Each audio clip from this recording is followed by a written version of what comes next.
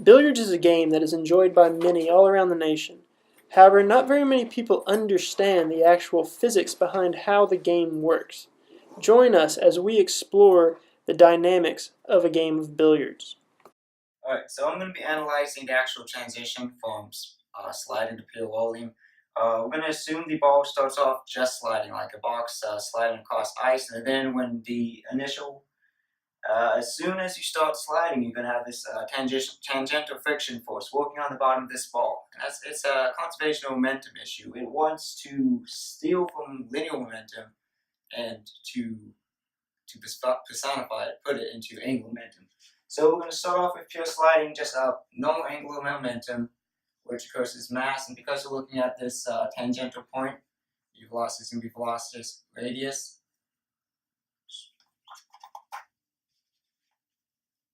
plus your moment of inertia, your initial angular velocity equals your velocity final, still with the radius, plus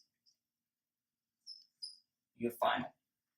So we're assuming that we're starting in pure sliding, so this is going to start at 0, and this is going to become just the linear term, still the linear term, final, and I for a sphere rolling is 2 on 5 mr squared.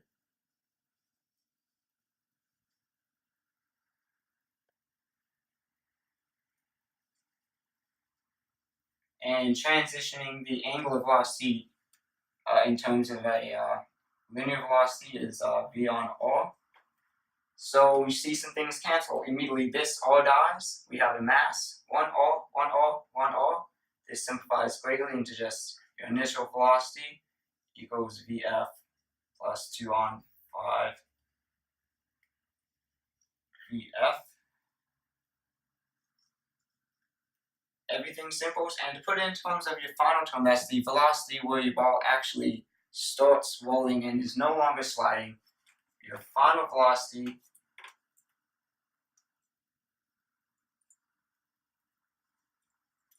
just becomes 5 on 7 VO.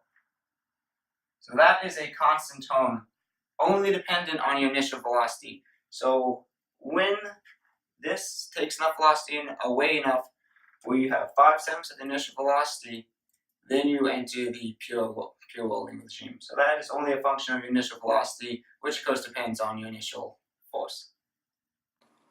So in this first flame, it is only 50% power, so we only have a smaller amount of force being applied, so you should see very quickly there she rolls. She starts rolling almost immediately. That's only with a little bit of initial velocity. In this next clip, we have much greater force being applied, so if you watch, there she goes. Look at that sliding, and now she rolls out, and with an overhead view. So in conclusion, the more force, the longer it's going to take to transition to rolling, just from the equation. In simple dynamics for any sphere, there is specific height where an applied horizontal force will result in instantaneous rolling, which correlates to the one point of the sphere in contact with the ground, where the x direction forces are equal to 0. Doing a force analysis, we have f of p of x minus the applied force in the x direction equal to mass times acceleration of the center of gravity of the sphere. Knowing that our px force needs to be equal to 0, we have negative f, the force applied, equal to mass times acceleration at the center of gravity, x. In the y direction, we know that the force applied is only in the horizontal direction, so this value goes to 0. So we know that for our normal force in this case, which is the reaction at p, we have Fp of y is equal to mass times the acceleration at the center of gravity of the sphere in the y direction. Now, in order to determine the specific height where instantaneous rolling occurs, we need to do a moment of inertia and moment analysis. Since we know from dynamics that the moment at the center of gravity of the sphere is equal to the moment of inertia at the center of gravity, 2/5 mr squared, multiplied by the angular acceleration alpha, which is the negative acceleration at the center of gravity for the sphere in the x direction divided by r. Expanding this further, we know that the applied force in the x direction multiplied by the height where the force is applied minus the radius of the sphere is equal to the moment of inertia at center of gravity multiplied by the negative acceleration at center of gravity x over r. Rearranging this equation to only isolate the h value, we have h is equal to the moment of inertia at the center of gravity over the mass times the radius plus the radius. Further solving this by plugging in the moment of inertia values, we have at a height of 7r over 5 of any sphere, including pool ball, an applied force will have the sphere instantaneously rolling. We tested this theory by applying a weak and strong force at the cue ball at the 70% mark of its height, which, as we see in both of these videos, regardless of the strength of the force, the ball will roll instantaneously.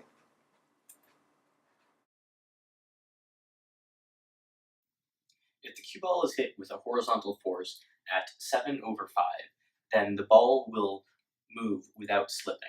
That means the velocity at this point, p, is 0. However, at any other time, the angular velocity times the radius will either be bigger or smaller than the velocity of the center, causing it to slip. When the ball is hit below the center line, it's going to have a negative angular velocity or backspin. When it's hit above the center line, it's going to have a positive angular velocity or topspin. So the time that it's sliding can be calculated by first using a correction factor. This is because the friction changes depending on where the ball is hit. When the ball is hit above the 7r over 5, the angular velocity times the radius is larger than the velocity at the center. This correction factor will either be plus or minus 1. So then by summing the forces and the moments about the center, we can find out that the time that the ball will slide is equal to minus 2 times the velocity of the initial center plus the angular velocity times the radius over 7, the correction factor, the coefficient of kinetic friction and gravity. When the ball is hit below the center line, it will slide with a negative angular velocity. The friction on the table will cause the angular velocity to decelerate until a point where the velocity at the bottom of the ball is 0, at which point the ball will start to purely roll.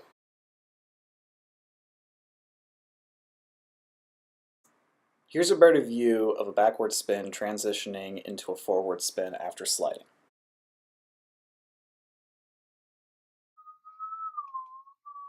In our previous examples, we looked at everything where the cue is actually level to the table. However, if we do have an angle of incidence for the cue, that's going to create additional angular velocity on the ball itself. To measure that, we look at where the cue stick comes in and compare that to the vertical, and that angle is going to give us psi. From there, that point of contact, we can also look and define the vector r, which is defined from the horizontal to the contact point using the angle phi. From there, we can get those vectors, and we can look at the component in the horizontal direction of the impulse and compare that to momentum, and that's going to give us this expression here, where we say that the impulse in the x direction is going to be equal to the translational momentum of the ball. Furthermore, the cue stick is also going to impart an angular impulse, which is defined by J here, and that is simply the cross section between our vectors r and I. Now this is important because that's coming from the angular velocity of the ball coming from the cue stick. So if we broke that down, our r cross I is going to give us this term, which is in terms of both psi and phi. What we can do with that is we also know that the angular impulse of the ball is going to be equal to this expression, which is in terms of our angular velocity. From there, we can input the moment of inertia for a sphere, and we can substitute all this in to get finally this expression, which is going to relate the angular velocity of the ball to our angles phi and psi. So, for example, if we had a a strike on the ball where we were hitting at exactly the middle at the height, so there was a 0 phi angle. That would mean that in this term, it would be the cosine of simply psi. If we brought the cue stick in and we brought it at a positive angle, we would have a large positive psi, and that would give us a positive value here and a positive value on the bottom. That would mean our angular momentum was negative. So if we bring the cue stick in at a positive angle and strike the middle of the ball, the cue is going to have some backspin on it. Now, in another situation, if we strike higher on the ball, closer to the 70% height mark, that's going to, one, it's going to impart a positive angle for phi, which now that contributes into our overall expression. So to keep the ball from moving, from having a positive angular velocity, it's going to have the sum of phi and psi is going to have to be less than 90 degrees, because that will keep this term positive as well as this term positive, and that will give us a negative angular velocity. If the sum is greater than 90 degrees, then it will give us a positive angular velocity, because this term will now become negative on the top. Over here, if we look at it again, we can strike lower on the ball, which is going to give us a negative phi, and from there, that's going to give us it's the same idea of keeping it less than 90, greater than 90. Our psi is still going to be positive, so if we keep the terms below 90, that's going to give us our negative angular velocity, and the ball will have backspin. Here the cue is striking the ball with an angle at the middle of the ball. This angle is going to impart a lateral motion, but also a downward motion, which is going to have a normal force make the ball bounce back up from the table. Here the cue is actually striking the ball now at a higher point on the ball, which is going to give it more topspin. And here finally we have the inclined cue striking the ball at a lower point, which is going to eventually impart backspin on the ball. We'd like to thank you again for listening to our presentation, and we hope that you enjoyed the game of billiards as much as we did.